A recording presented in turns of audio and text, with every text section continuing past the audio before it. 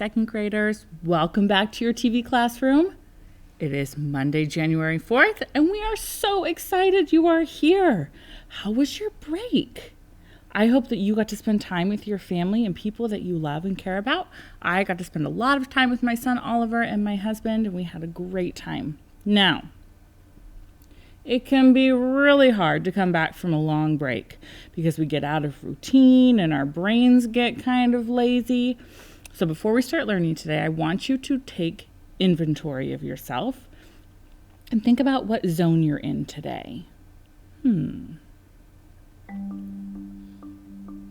Gus, kind of in the blue zone because I really enjoyed my break and I'm really sad it's over. But I'm also in the green zone because I'm really excited to be back here with my TV classroom friends, and I'm really, really excited to do some learning today. So I think I'm ready to learn. What zone are you in today? Turn and tell your learning buddy or someone at home with you. All right. Now, before we get started, you need to make sure today that you have your whiteboard and marker and your learning buddy. Those are the two things you need. You don't need counters today. Whiteboard and marker and learning buddy. Let's make it Monday. How would you make this number? Oh, expanded form. I like it. 60 plus 3. What's another way you could make this number? Gus, 15 plus 18. No, that makes 33, Gus. Try again. There you go. Now you got it. 30 plus 33. That makes 63. What's another way you could make 63? You could draw 6 tens. And 3 ones, that makes 63. Do you have another way to make 63? 42 plus 21. I like it. Now, there are many ways to make the number 63. If you have some really unique ways to do it, what I would love for you to do is to send me an email with the ways to make 63. And then I can share them with your friends here at the TV classroom. So at the end of the show, Mr. Kevin will put up our email and you can send me the ways you made 63. Today, we're learning to solve 2-step word problems involving money. So we're gonna go slow. And if we need to take 2 days on this lesson, we will, and that's okay. All right? It says solve the problem. We're going to read this problem, do our highlighting, and then we're going to work on it together. You ready? Let's read. Tim has 1 dime. Then his mother gives him another coin.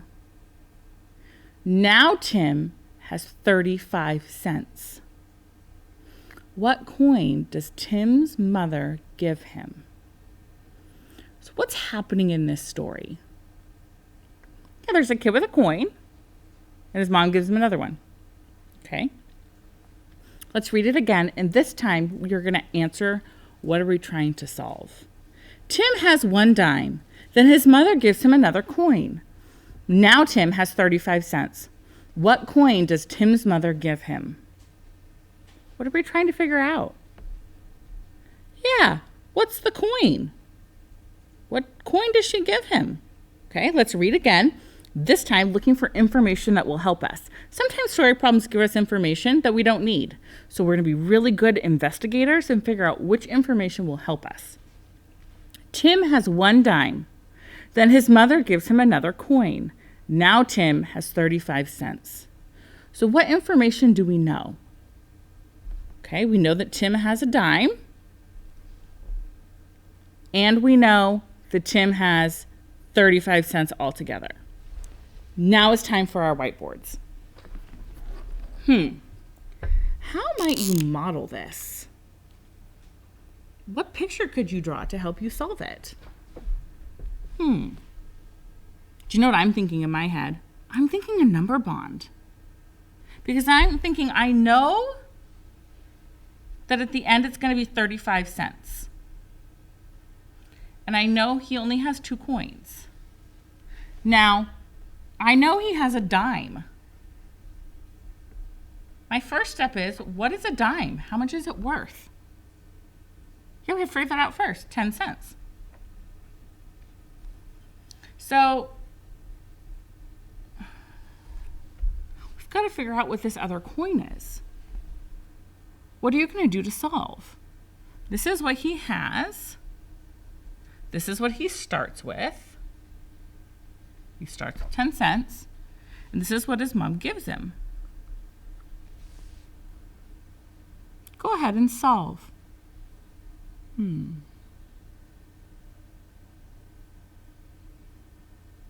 Oh, someone said we should just subtract 35 cents minus 10 cents.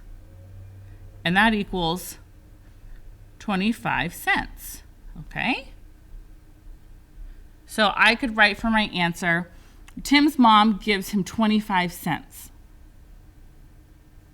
That answers the problem, right? We know that she gives him 25 cents. Okay, let's make sure we answered the problem. What coin does Tim's mother give him? Is 25 cents the name of a coin? We haven't answered it yet. We have to figure out what coin is 25 cents. What coin does she give him? Guess what is it? Yes, she gives him a quarter. Because a quarter equals 25 cents. See why it's important to go back and read the question and make sure you answered it? Because if you just said 25 cents, you would get this problem wrong. You would have done all the math correctly, but you would have answered the wrong question. So when we do story problems, it's important that we answer the question they ask. Okay? Let's go on to the next problem. Maybe. Okay. Here we go. I'm going to get my yellow highlighter ready, but first we're just figuring out what's happening here. Liam has a $100 bill. It's a lot of money. Kane has 2 $20 bills and 1 $5 bill. Kane gets more money for his birthday. Now he has the same amount of money as Liam. How much money does Kane get for his birthday? Whew. So what's happening here?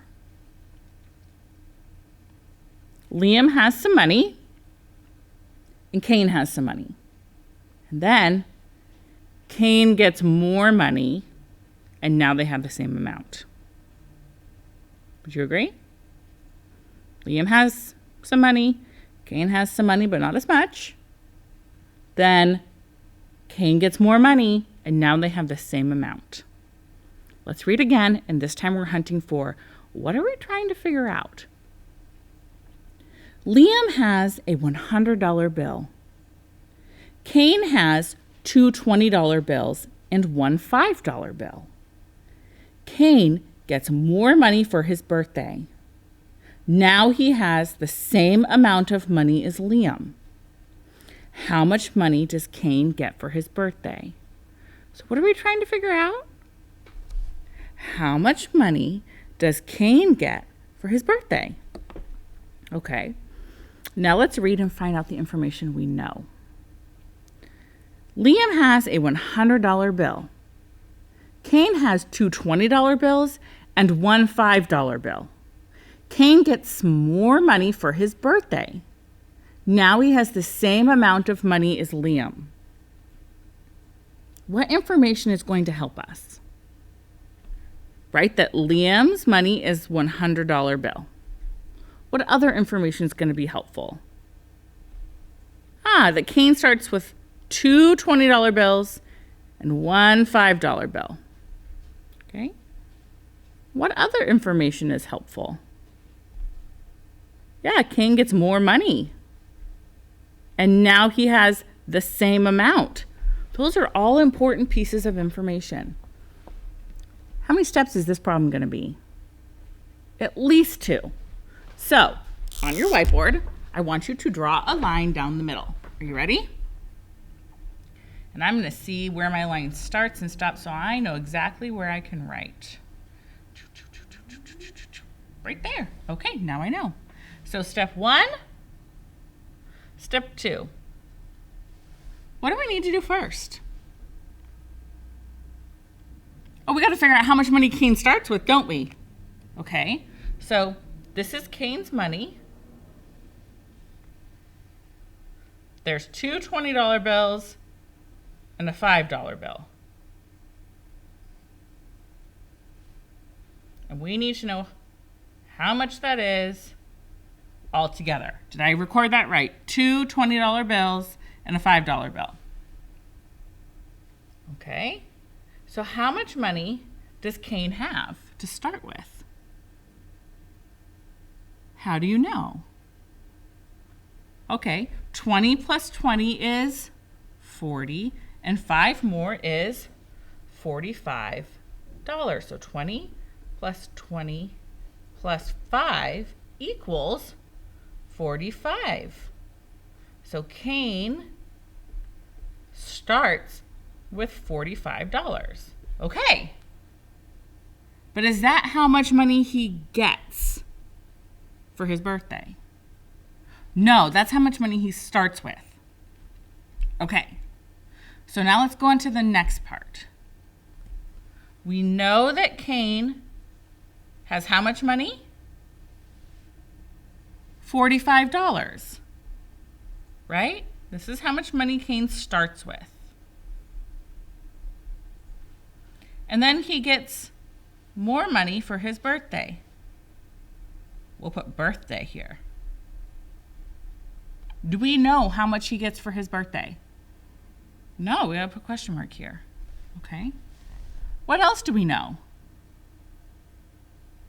Oh, this is Cain. And this is Liam. And what do we know about Liam?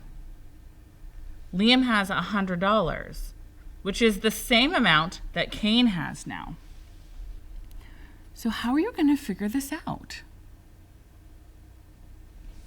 Try and solve and see what you get. Think about what do you know and what are you trying to figure out and what math gets you there. Don't let the dollar signs throw you off. Yeah, Gus, yes, you're right. Gus said, well, it kind of looks like 100 would be the whole. There's a hint. We know a whole and a part.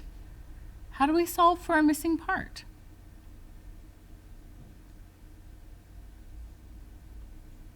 Try it. The worst thing that's going to happen is it's going to be wrong. You try something else. That's the absolute worst thing that could happen right now. You're going to try away and it won't be right. And you'll learn. And that's not a bad thing. You've got this. I know when he has $45. He gets some more for his birthday. And now he has the same amount as Liam, which is $100. Well, that kind of looks like an open number line to me. I could start at 45. I'm going to move this up just a little bit. And land on 100. 45 to 50 is 5. And 50 to 100 is 50. Oh. 45 plus 55 is 100. So how much money does Cain get for his birthday? I want $55 for my birthday, don't you? Oh my. Do you see how when we slow down, we ask ourselves lots of questions, we go step by step, how we can solve really complex problems? That's pretty great, isn't it? Let's take a look here. We're just going to be on the screen now for a while, Mr. Kevin. All right. So So let's see how this was similar to what we did and how it was different. It says you can use bar models. Did we use bar models? We sure did. Hey, look at that bar model. That looks very similar to a bar model we drew, doesn't it? Kane's two $20 bills and the one $5 bill. And we added them up and we got 45. And then look at that. 45 plus his birthday money equals $100. That was some good thinking we did. Oh, you could use an open number line for both of them. I didn't even think about that. You could start at 0 and figure out, first of all, how much money does Kane have? Well, he had a $20 bill and a $20 bill. That gets us to 40, and 5 more gets us to 45. And now I'm at 45, and I have to get to 100. So I hop to 100, and we have to figure out how far it is. Did we use this strategy at the bottom? We sure did. So let's practice writing the equations. You're going to write on your board, and I'm going to write on here. Write an addition equation to show how much money Kane starts with. What did we write? What were his 3 bills? 20 plus 20 plus 5 equals 45. Then we figured out how much money Kane had after his birthday. How much money did Kane have when his birthday was over? It's not $55. How much did Kane have at the end of his birthday? Let's go back to the problem. Now he has the same amount of money as Liam. Kane has the same amount of money as Liam, which is how much? $100, because that's what Liam has, and we know the problem told us that's what Kane has now. What equation would you use to solve the second step of being at $45 and trying to get to 100? Go ahead and write the equation that makes sense to you.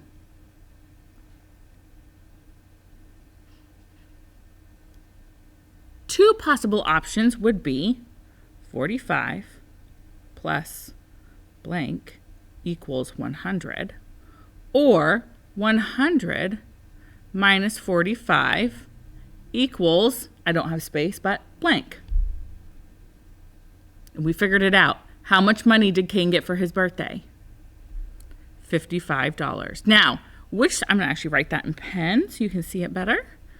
Which side do we put the $sign on? It matters, friends. Which side? $sign is always on the left, right here. Doot, doot. Always. Cent sign is always on the right. We don't ever have the $sign and the cent sign at the same time. Okay. Now, we're out of time, so we're going to stop there. Tomorrow, we're going to continue and we're going to do the assignment. What I want you to do actually for your assignment today is just do page 263. Okay? We're going to do 264 tomorrow. We're going to do some problems that deal with that. Just do page 263 today. Sound good? All right. Did we make a model today? Mm-hmm. Did we write an equation? Yep. Did we keep track of our thinking? We sure did. Did we find a solution? Mm-hmm. Yep. And did we use the correct label? You betcha. All right. Then we learned to solve two-step problems involving money. Second graders, do you feel those brains growing? You should.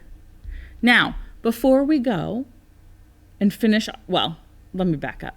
Before you finish your break, you need to make sure you gather your materials for Miss Oslin, which is your learning buddy. That should be pretty easy. So have a great break. Have a great lesson with Miss Oslin, and I can't wait to see you tomorrow. Bye, second graders.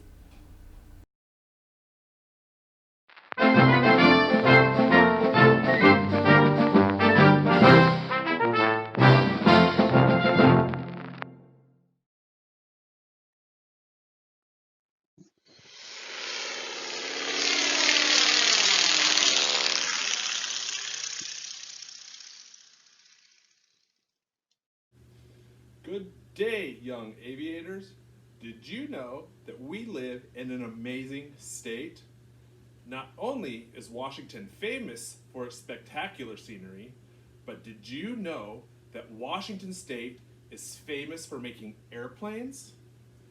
So today, we will be using our arms' muscular strength to fly around Washington State and see how beautiful it is. All you have to do is put your arms out when the bald eagle takes off from her totem pole and keep them flapping until she makes it back to her totem pole safely. Now, your arms might get a little tired, but that's okay. That's how we build our muscular endurance. Don't stop flapping until you land. Have a great flight.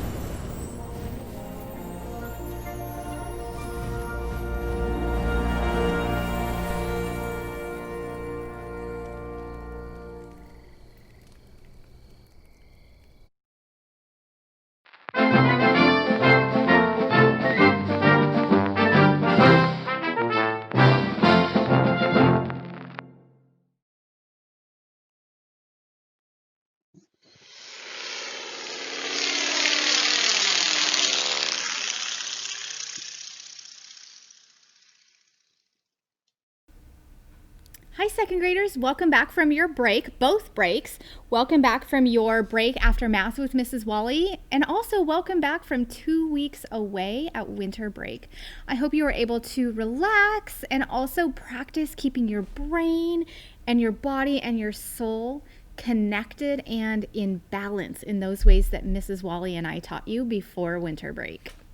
Now, I also hope you had an opportunity to get your learning buddy, because we're going to need our learning buddy for some thinking and speaking today. So let's get started. We have been learning about teamwork and friendships. We've been talking a lot about using I messages, talking about how we're feeling. We've been learning about using win-win conflict solvers when we have a problem with a friend. And we're going to start a new unit today. Today we're going to learn that the first step to empathy is to realize that others may feel differently than you and I about this same situation. And there's that big word empathy in there. Say empathy. We're going to use I messages, and I want you to think about, why are I messages important for understanding how someone feels? Why are I messages important for understanding how someone feels? Take some think time.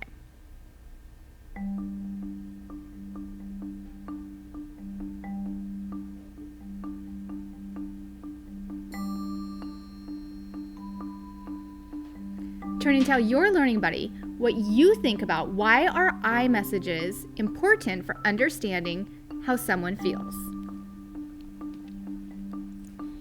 Gus, I messages are important for understanding how someone feels because we may not be able to tell exactly how someone feels just by looking at their face, and they may feel differently than I do, and I wouldn't know that unless they tell me.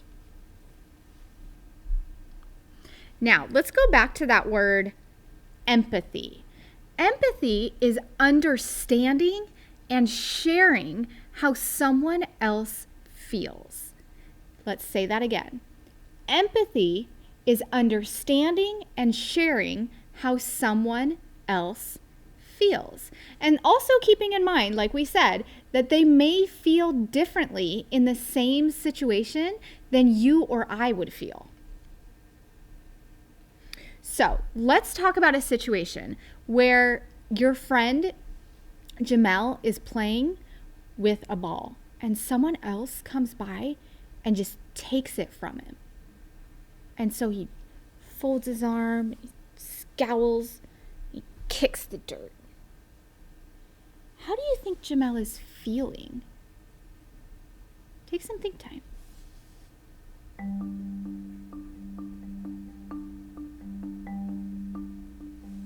Turn and tell your learning buddy how you think your friend Jamel is feeling.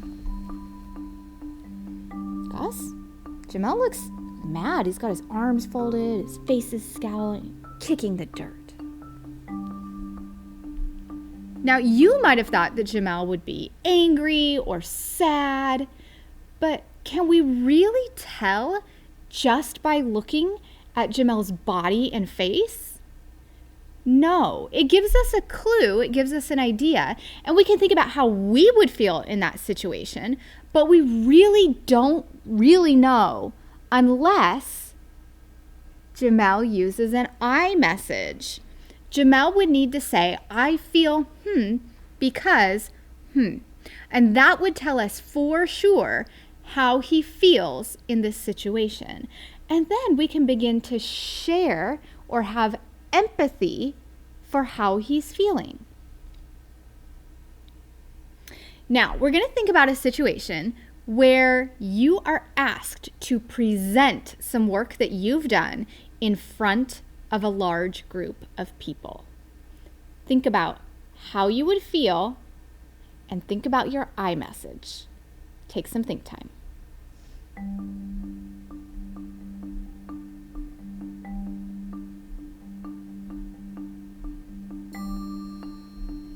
Turn and tell your learning buddy how you would feel about having to present something in front of a large group of people. Gus, I would feel okay giving the presentation, but if it's going to be on Teams, I would be really nervous about the technology not working for me. Now, you might have felt differently. Maybe you would be nervous about the actual presentation. We can feel differently about the same situation. And recognizing and understanding that someone else may feel differently and sharing that emotion is practicing empathy.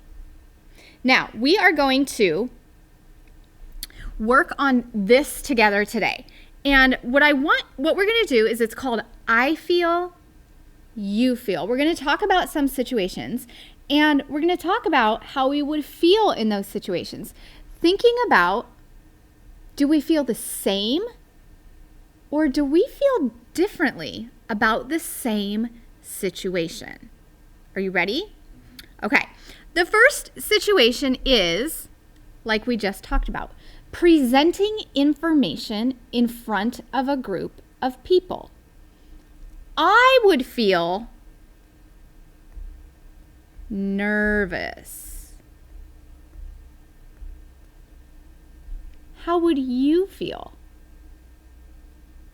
Oh, I hear a lot of different emotions. Some of you would be okay.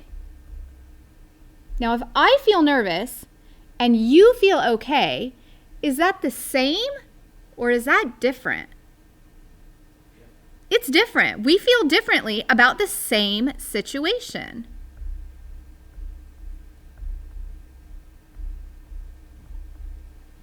Okay, here's another situation.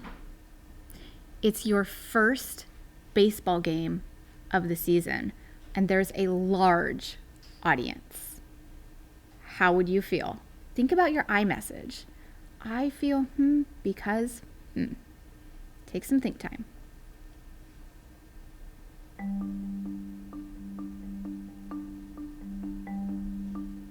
Turn and tell your learning buddy how you would feel about playing in your first baseball game of the season. Gus, I would be really scared playing baseball in front of a large audience because I haven't really practiced much and I might not do very well. Now, I would feel scared.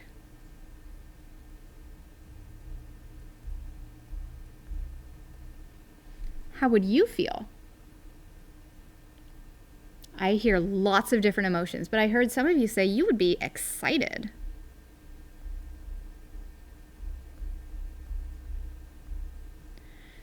Now, are scared and excited the same or different? They're different.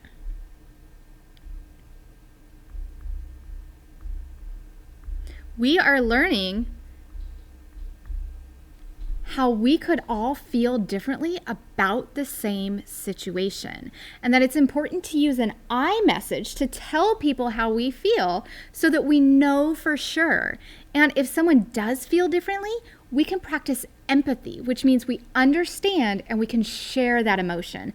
I could imagine what it would be like for you if you were feeling excited about your first baseball game of the season. Here is another situation. You are going on a roller coaster ride.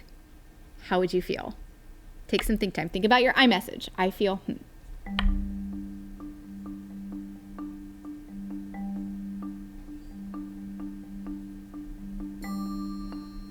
Turn and tell your learning buddy how you would feel. Gus, I would feel really, really happy. I might even use the word joy. I feel joyous. Now, I would feel joy. What would you feel? Oh, some of you also said joy. Is that the same or different? It's the same. We would feel the same. Okay, now, the last situation. is you are asked to sing in front of people that you don't know. How would you feel? I feel, take some think time.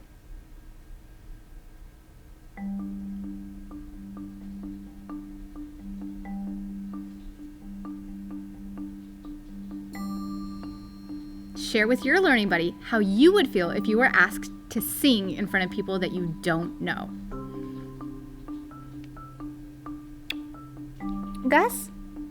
Now it's funny because before I did TV teaching, I would be really scared, but now I feel like I'd be okay with that.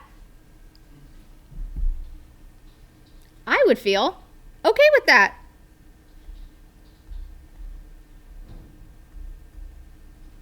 How would you feel? I heard some of you say you would also be okay with it. I heard some of you say you would be nervous or scared or anxious. Lots of different emotions. We are learning why iMessages are important for understanding how someone else feels, because we may not be able to tell just by looking at their face or their body. And in order for us to really know how they're feeling, they have to tell us. And that is the first step in empathy, is that we have to realize that others may feel differently about the situation. Your job today in your writing notebook is to think about why iMessages are important and how you can show empathy. How can you show your friends or your family or the people around you that you understand and share their emotions? And when you do that, use your powerful word patterns chart to help you write more like a grown-up, like you're becoming. You can also use your tackle a troublemaker words and your tackle a word chart to help you with tricky words. Paying really close attention to words that every time you have to write them, they give you trouble. And use your tackle a word chart to help you so that those words become quicker and easier for you to write. You're also going to practice reading a page in your Snapwords book. You'll remember you can read it loud like a monster, scary like a witch, squeaky like a mouse, whisper like a secret, or invent your own. And if it's okay with you and it's okay with your adult, you can ask them to record you and you can send it to us here at TV Classroom and we'll share it. There's our email address. Or if it's not okay with you to share your video, just tell us that and we'll just share your idea and we'll give you credit for it. Now, our upcoming visitors. This Wednesday, January 6th, we get to have Kwabi and Simon from the Peace Bus. They're going to talk to us about friendship.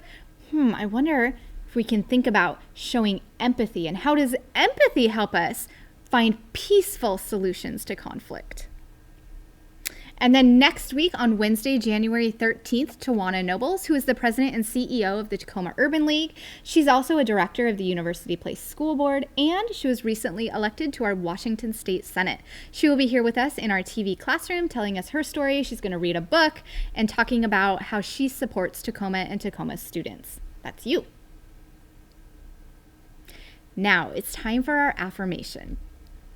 And I want to recognize that while some of us, let's practice some empathy here. For some of us, being home over winter break may have been really fun and exciting. For others, it may not have been as fun and exciting. And whatever it was for you, whatever your experience was, it's okay for you to feel whatever you were feeling. And it's okay to not be okay emotionally. Although it is important for you to recognize when you don't feel okay to tell a trusted adult so that they can help you. So, second graders, welcome back. I'm so glad you're back. I look forward to a long week of us learning and thinking and feeling together. I hope you have a wonderful afternoon. I'll see you back here in your TV classroom tomorrow. Bye.